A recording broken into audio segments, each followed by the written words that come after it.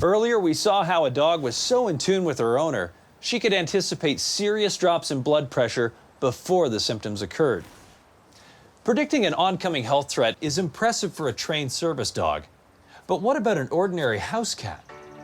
Our next story proves that sometimes ordinary can pull off the extraordinary.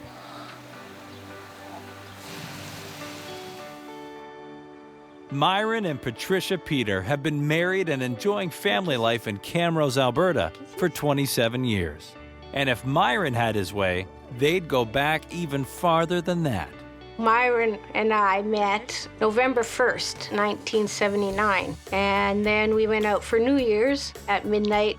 He asked me to marry him. I said, no, I don't even know you. So I made him wait for another 4.5 years before I finally said I do. Ever since we moved in together, we had cats. I'm a big cat lover and always have been. Greatest creatures around as far as I'm concerned. They'll listen to you whether you're happy, whether you're sad.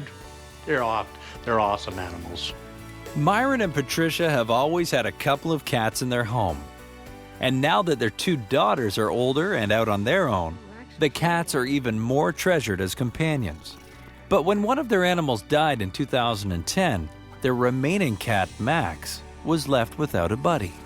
Soon, Patricia and a friend heard about a cat giveaway at the Edmonton Humane Society.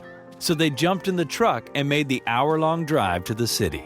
I was going to go get a kitty. I wanted a kitten. I didn't want a big cat because I already have a big cat. I always think that kittens, they'll adapt a lot easier than an older cat. And we got there and all the kittens were spoken for. So I thought, well, I'll go look at the older cats. Not that I really want one. And there was this orange cat. And I went, I don't really want another orange cat. I have an orange cat. But this wasn't just another orange cat. This was Monty. And I picked him up, and instantly he was purring. And he just threw his head against my chest, and he started rubbing, and he's looking up at me, and I'm going, yeah, okay, I'll take you home. He just kind of melted my heart. She brought him home, and he was like he lived here forever. And just took to her right away. It was awesome. As I've always said, you did not pick that cat out. He picked you out.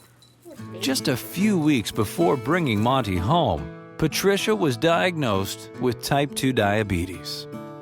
From the beginning, Monty sensed that she needed extra attention. There's kisses. She always takes to cats, and cats always take to her, but he was different. He was really different. He just latched onto her and hasn't let her go yet. They're together a lot. He rarely sits on my lap. Never, as a matter of fact. He's always sitting on her lap. Sleeps on her side of the bed and just pays a whole heck of a lot more attention to her. She loves that cat. I feel in a way that he's kind of here to protect her, so I'm never jealous of him. On the night of March 11, 2011, Patricia finds out just how tightly she and Monty have bonded. 3-ish in the morning, I was awakened by pinching or biting on my fingers, on my left hand. And it was Monty was biting my hand. Monty. So then I just pushed him away, told him, go lay down, it's bedtime, time to sleep. Monty keeps after Patricia until she's fully awake. She may be up, but she's not very steady. I felt like I was really dizzy. I felt like I was gonna get sick or something.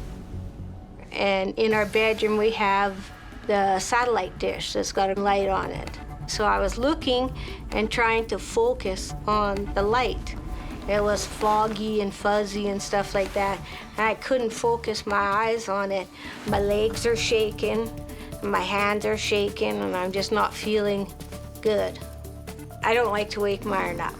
He gets up early in the morning to go to work, and he's a bit of a worrywart, so I don't like to bother him. So I got up, walked down the hall. The further she moves away from her bed, the less steady she feels. I was hanging on to the walls because I felt like I was going to pass out. And every step I took, Monty was right by my left side. He walked with me.